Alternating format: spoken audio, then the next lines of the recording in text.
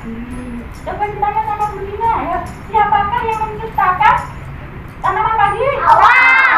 Ya, sebelum kita belajar, mari kita berdoa dulu. Tangannya dibuka, berdoanya yang sungguh-sungguh. Bismillahirrahmanirrahim. Habib ya ilman wa sulaiman wa amin nasarin. Amin. Saya punya video ya, coba dilihat video caranya menanam padi. Caranya menanam padi. Yang pertama, lahannya dibongkar dulu di traktor, ya. Terus dicabut ya, bibitnya itu digaruk. Setelah itu terus ditanam. Setelah ditanam, terus dipupuk, dikasih air, diairi, tunggu subur nanti panen. Hai semuanya. Hai. Kita diajak kemana nih sama Dinda?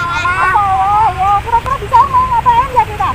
Melihat tanaman padi ya. Ini ada tanaman padi banyak sekali ya. Bapaknya anak-anak juga menanam padi di sana?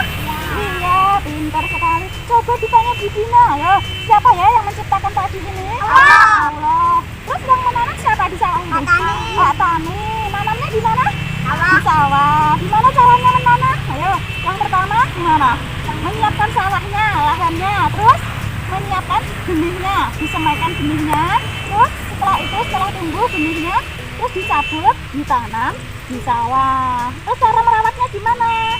Cara merawatnya dikasih apa? Diairi ya, dikasih air terus dipupuk. Setelah dipupuk disemprot ya, biar tidak dimakan hama, tidak dimakan tikus ya. Di sini Bu Dina mau melihat atau memperkenalkan tanaman padi ya. Sudah tahu kalau ini tanaman padi?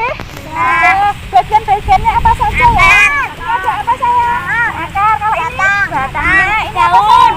Daun. Kalau ininya bulir padi. Ya, kenapa ya kok kita disuruh menanam padi ini?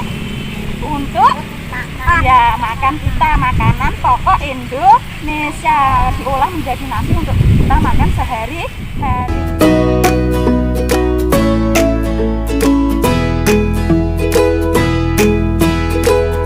Diajak ke sawah sama Bu Guru, ayo. Siapa yang mau menceritakan tanaman padi? Ayo, tanaman padi ada apa saja? Siapa yang mau cerita? Ayo. Siapa? Teman-teman. Bisa.